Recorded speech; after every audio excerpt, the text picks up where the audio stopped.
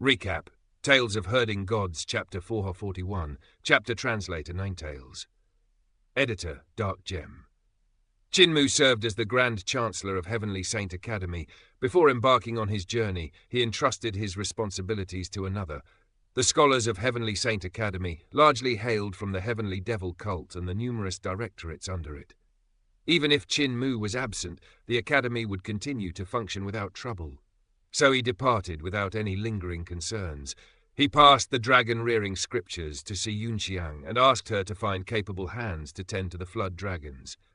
They only consume spirit pills, yet each breed favors a different variety, Chinmu instructed solemnly. I have written down the required types and the necessary quantities. Saintess, do not forget. If they refuse to heed your commands, go find Linga. She alone can subdue those flood dragons. Si Yunxiang revealed a charming smile. With the dragon-rearing scriptures in my hands, how could I possibly lose to that little fox? Aren't you planning to bring a few flood dragons along to guard you? Isn't the little fox accompanying you as well? Linga has gone to study spells under the Fox Immortal, so she won't be joining me. I am merely traveling to West Earth to scout the terrain. There should be no danger. Chinmu offered several additional instructions before bidding farewell to Granny C and the others. Just as he prepared to command the dragon Qilin to begin the journey, he noticed a small girl of 5 or 6 sitting quietly beside the beast. Sister Chia, aren't you supposed to go to West Earth with Nai Kui? Chinmu asked in puzzlement. Xiongqie shook her head. Mother told me to follow you. She said she doesn't truly trust the Eternal Peace Imperial Preceptor. She believes he lacks a human heart. He can sacrifice anything in pursuit of his goals, and that makes it difficult for her to trust him. Your mother is indeed thoughtful. Following me is good as well. The Imperial Preceptor and her objective this time are far too grand, so it is much safer for you to remain by my side. Chinmu lifted Xiongqie into his arms and leaped onto the dragon Qilin's back. Fatty dragon, set off! The dragon Qilin sprang forward at once and soared into the air upon swirling fire clouds. Cultmaster, I keep feeling that the taste of the Scarlet Fire Spirit Pills has been strange lately. Did you change them? Chinmu shook his head calmly. Fatty dragon, stop being paranoid. If I had changed the Spirit Pills, could you possibly fail to notice?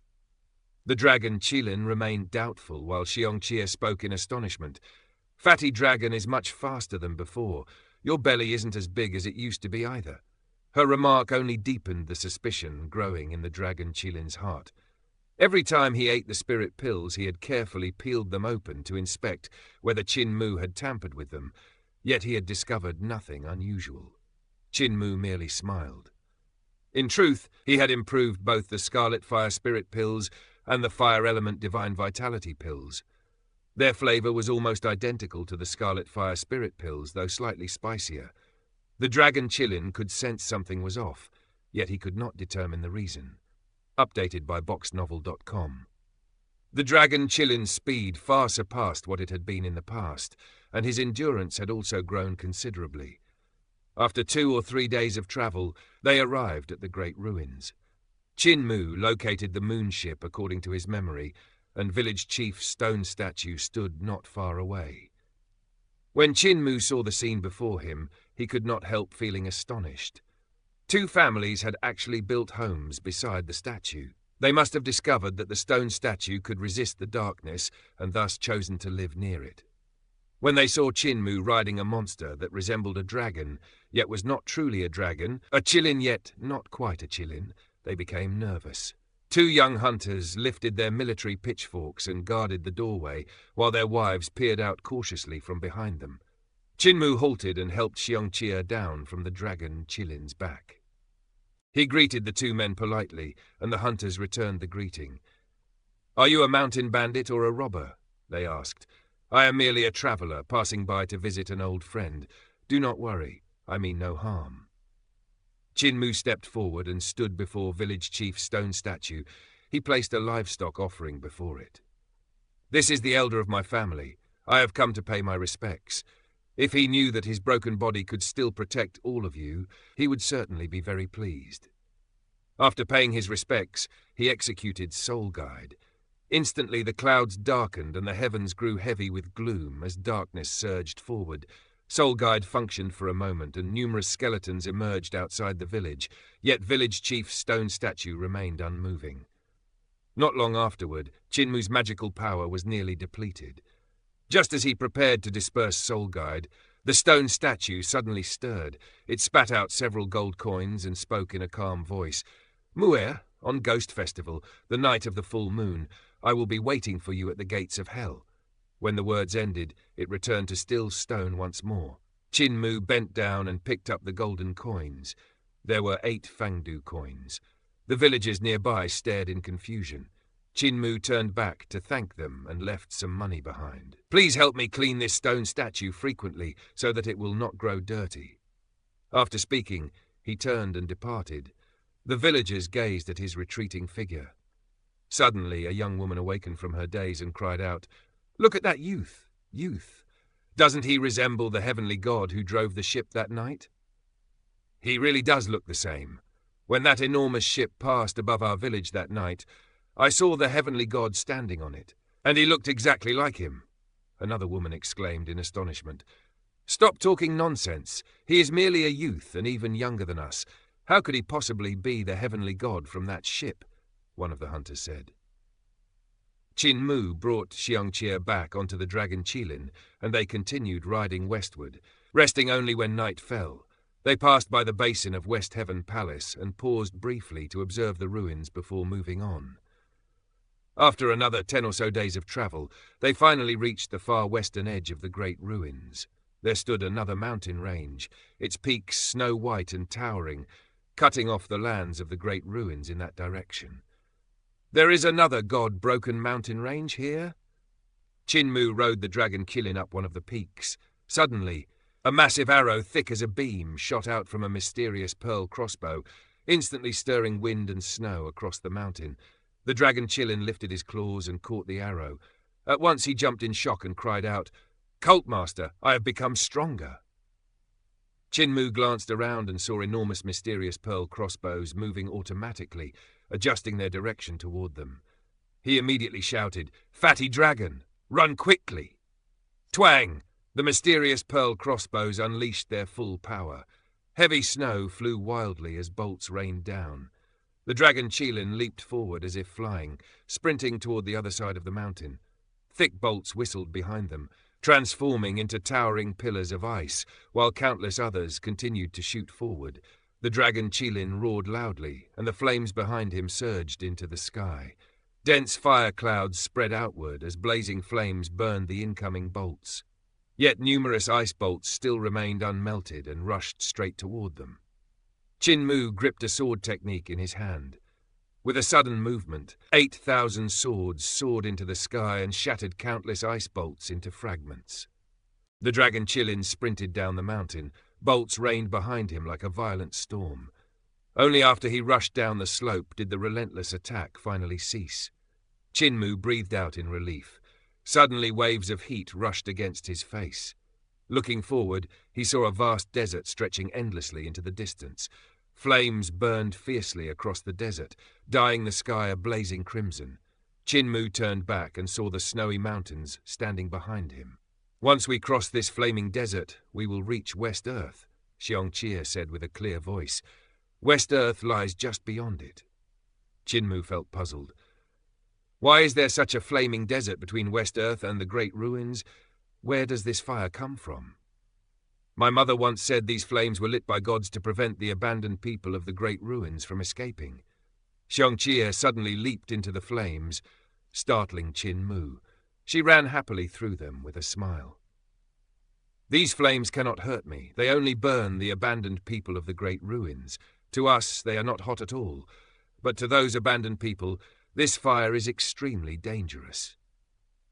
I have heard Mother say that if an abandoned person of the great ruins enters this desert, flame markings will appear between their brows to reveal their identity. The higher the person's status among the abandoned, the more flames will appear." Chinmu stretched out his hand and touched the flames. Instantly a sharp pain pierced his fingers. He pulled his hand back at once, yet his fingertips were still burning. He hurriedly extinguished the flames and frowned deeply. The flaming desert was indeed an extremely dangerous place for the people of the Great Ruins. If they entered it, they would surely burn to death. Cheer, come up. Chinmu's vital ki surged outward, sweeping up the girl who was running through the flames and tossing her onto the dragon Qilin's back.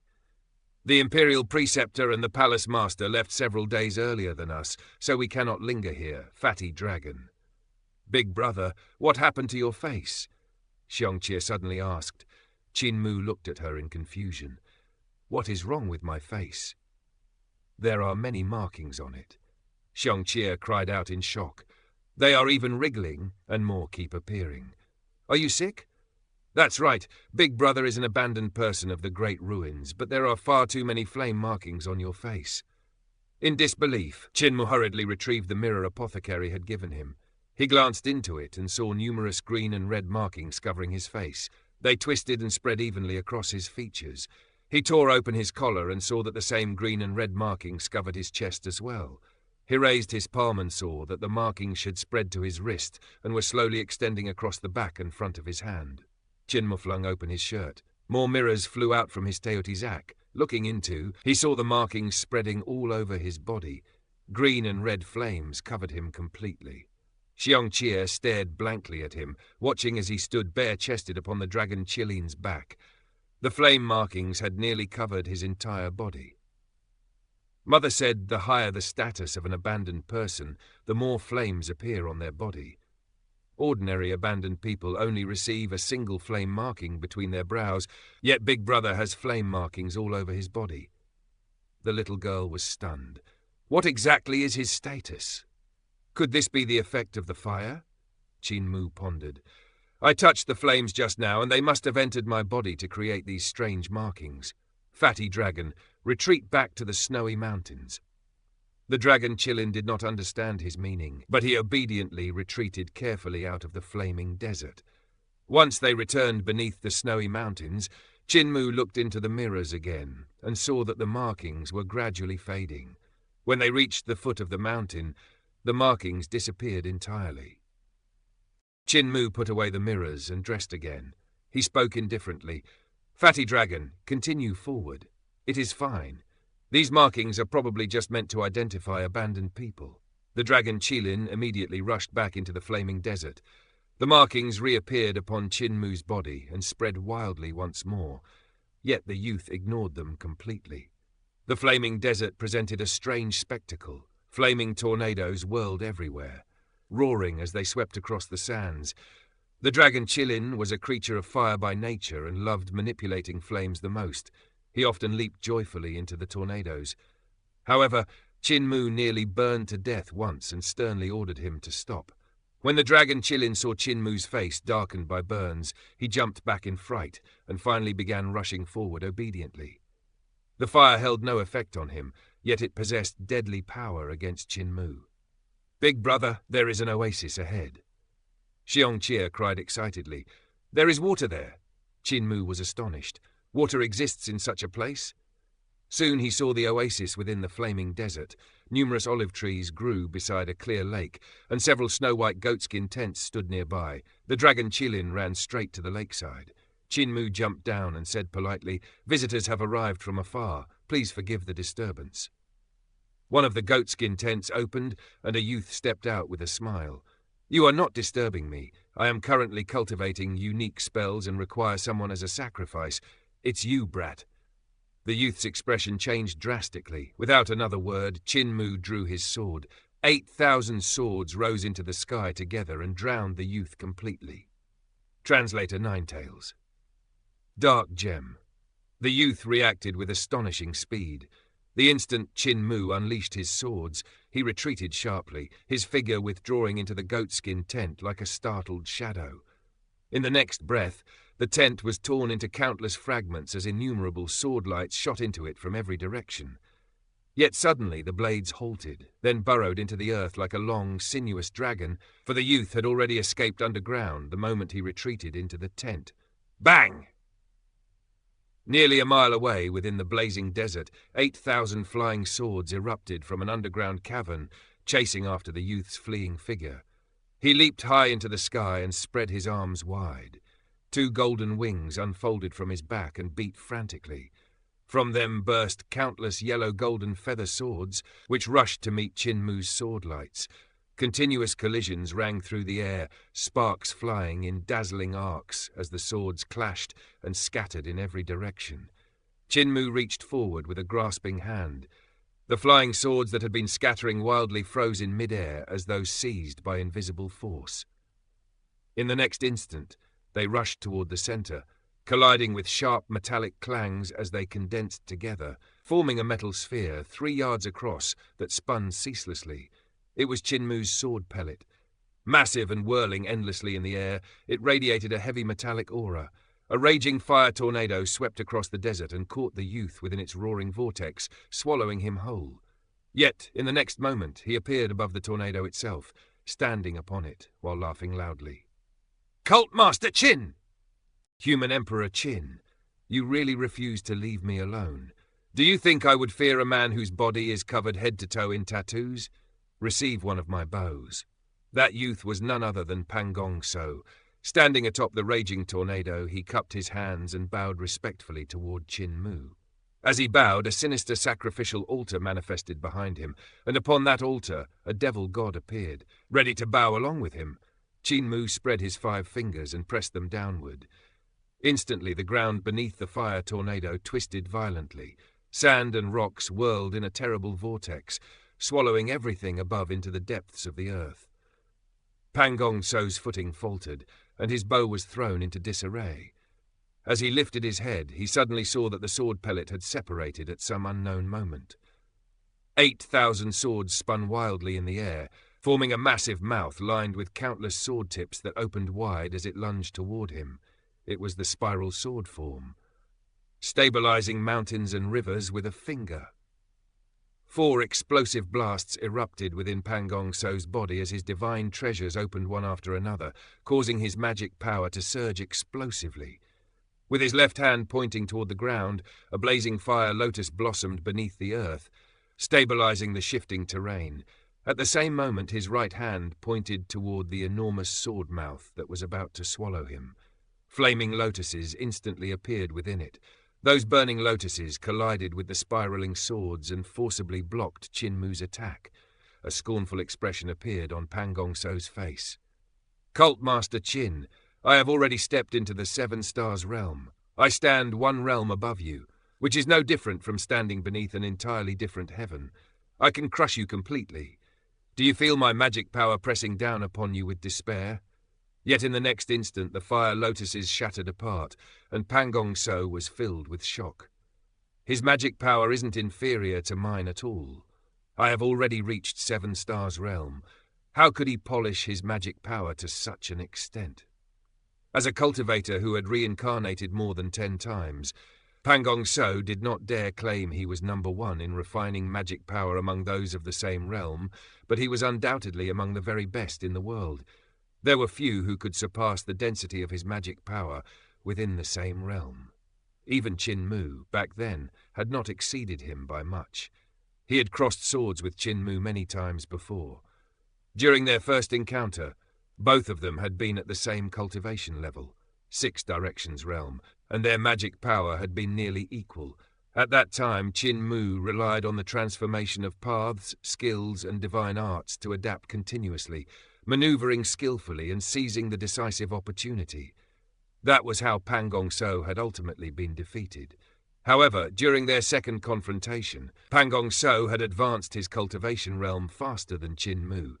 His magic power had also surpassed Chin-Mu's by a wide margin. Chin-Mu had relied on his terrifying sword pellet and 8,000 flying swords to remain his equal. Yet now, Pan Gong So had already stepped into the 7 Stars realm, while Chin-Mu remained in 6 Directions realm. By all logic, Chin-Mu should have been utterly suppressed by his magic power, unable to even break through his divine art. But in this first exchange alone, Chin-Mu's flying swords had shattered Pan Gong So's divine art.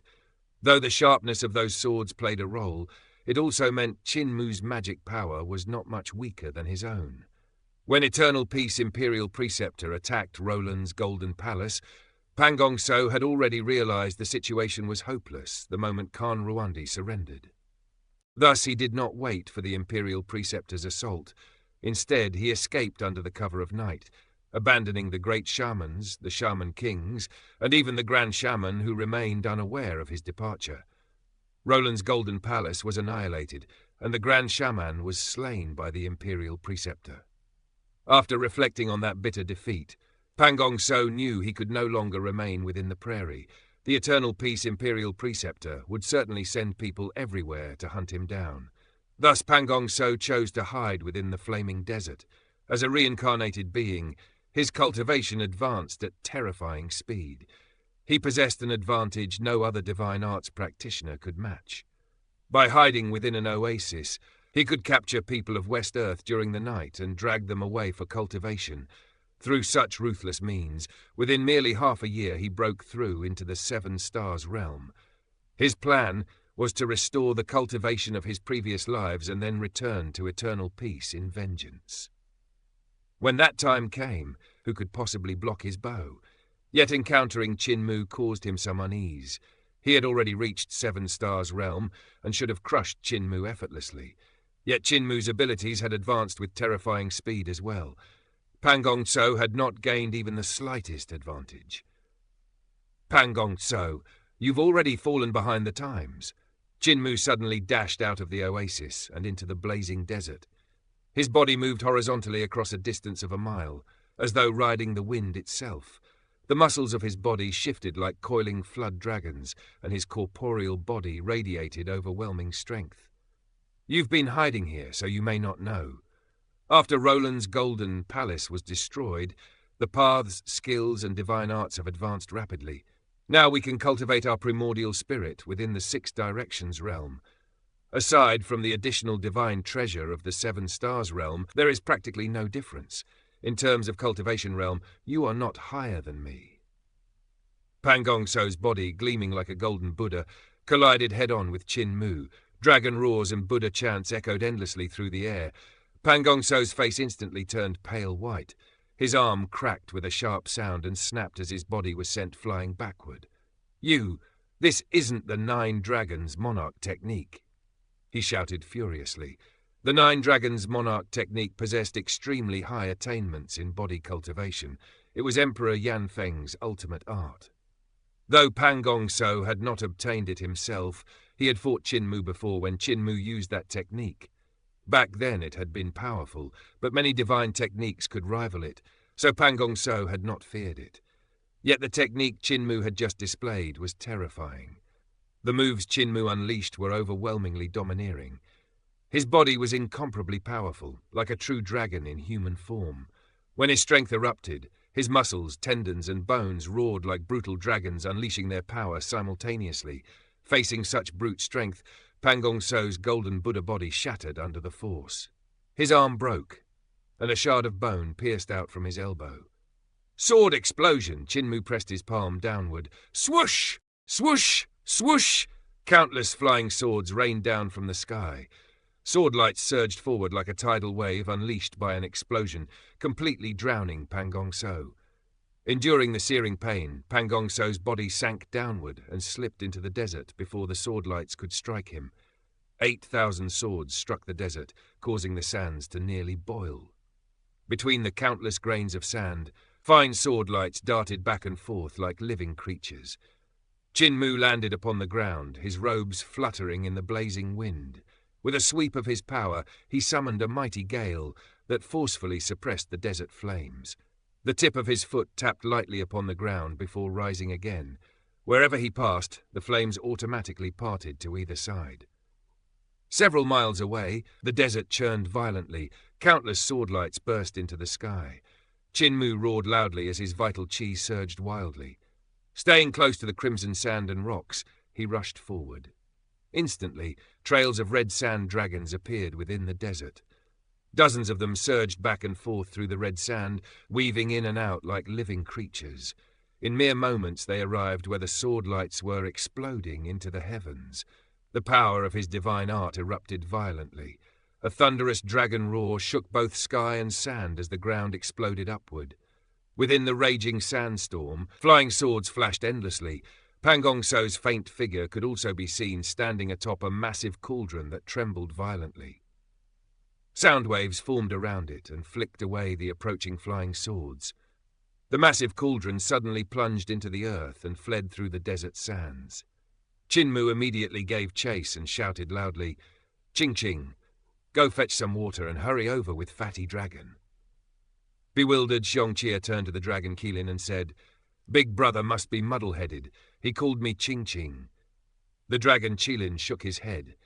"You don't understand Pan Gong So's abilities. If he learns your name, he can kill you by bowing toward you from 1,000 miles away. That's why Cult Master didn't call your real name. He probably isn't completely confident in killing Pan Gong So, so he told us to fetch water and follow him.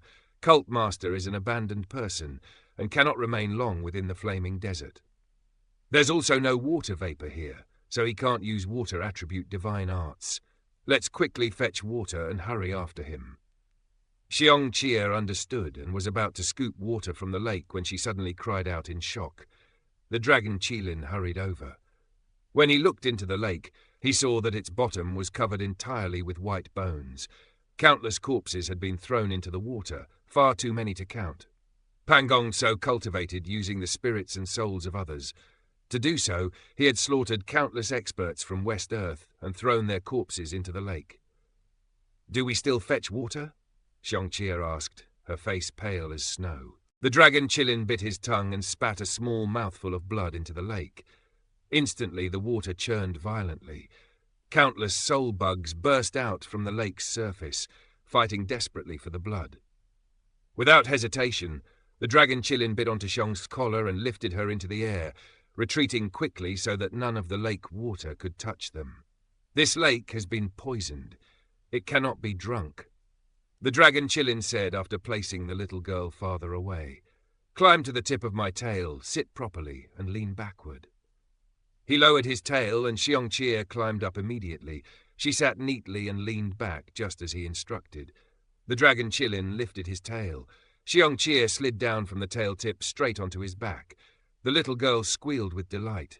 "One more time!" "We can't play now. Hold tightly onto the mane around my neck. I'm going to chase after Cult Master," the Dragon Qilin warned. Xiong Qie crawled forward to his long mane and gripped two thick tufts tightly with her small hands.